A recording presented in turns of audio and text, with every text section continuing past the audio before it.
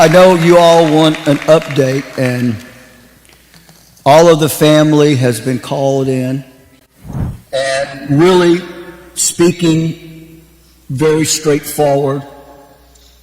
It's not really a matter, a question of if, but when. And so we are, as a family, have gathered, and we want Dad's, is this what the Lord desires? We want his last days to be comfortable. We want him to be surrounded by his family. Matthew and I went to the hospital before we came to church this morning. Jennifer and Joanna, mother, and her sister Peggy, they're there. We want you to continue to lift up Mother in prayer. You can imagine how difficult this time is, and she only leaves the hospital to go home and clean up a little bit and get a quick bite to eat, and then she's back in the hospital. And so we want you to continue to pray for the family and to pray for Mother that she'll have strength. And as I said, it's sad, but at the same time, everyone's race is going to be finished one day. But when you know where the finish line is, and you know who's waiting at the end of that finish line to say, "Welcome home, thou good and faithful servant."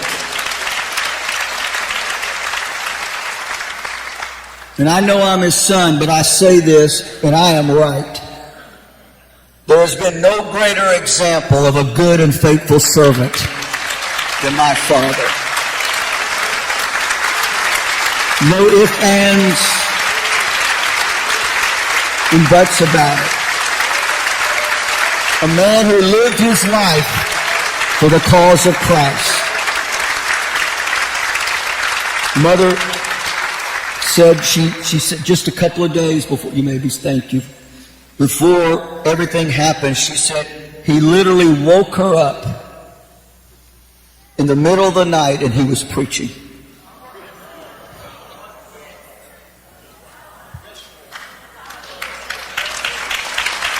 And she said the next night, the same thing. He woke her up. And she said, I just laid there listening to him as he was preaching the gospel. Because that's who he is. A preacher of the gospel of Jesus Christ. I want to give you an update.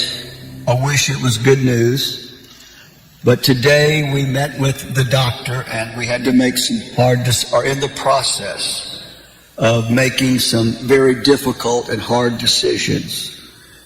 We have called all of the family to come into town, the grandkids that haven't been here, and Joanna and Cliff, for a family meeting on Friday.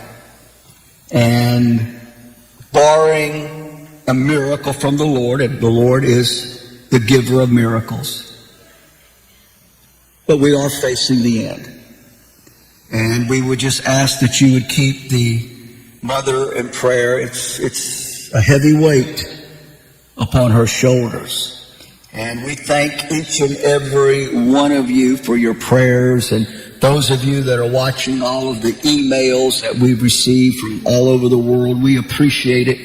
All of the texts that I've gotten and phone calls, and I'm so appreciative to the Church of God. They have, as a denomination, they have stepped up strong in their calls to me and their emails, and not only the rank and file, but the leadership of that denomination and Southern Baptist ministers and pastors. Can't really say the same for some other denominations, but we'll have to leave that in God's hands.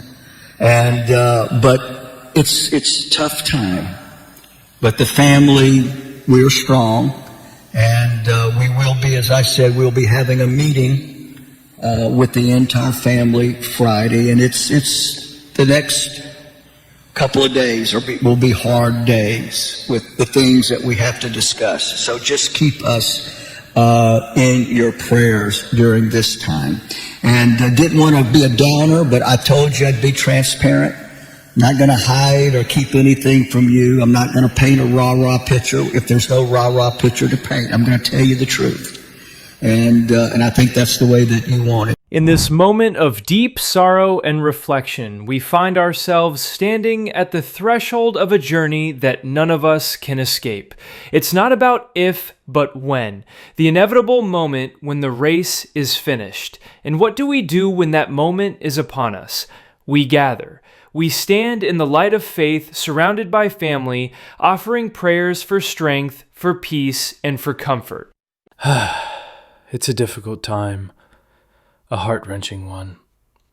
To watch someone you love, someone who has dedicated his life to the cause of Christ, whose voice has echoed the gospel with such passion, whose heart beat only for others, draw closer to the end of his earthly race.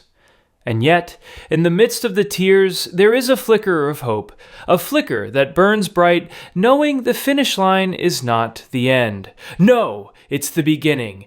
He has lived his life in devotion, in service to the Lord, preaching the gospel not just from the pulpit, but with every breath. And even in his final days, when his body is weary and fragile, his spirit is unwavering. He still preaches, whispering the words of salvation in the quiet of the night, waking his beloved in the stillness to speak the truth of the kingdom. This is the essence of a faithful servant. This is the life he has lived, uncompromising, unswerving, always lifting others up, always pointing to Christ. As the family gathers in love and prayer, we hold on to that truth.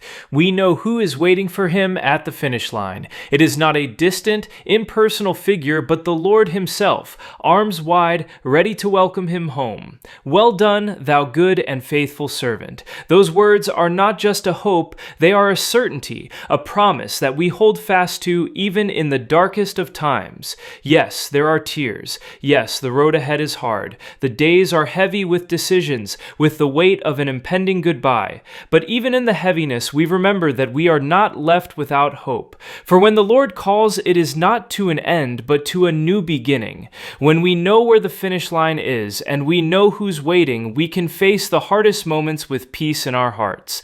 Let us continue to lift up the mother and the family and all those who stand in the gap, holding on to faith, knowing that while this is a sad and difficult season, it is not the final chapter. The Lord is near.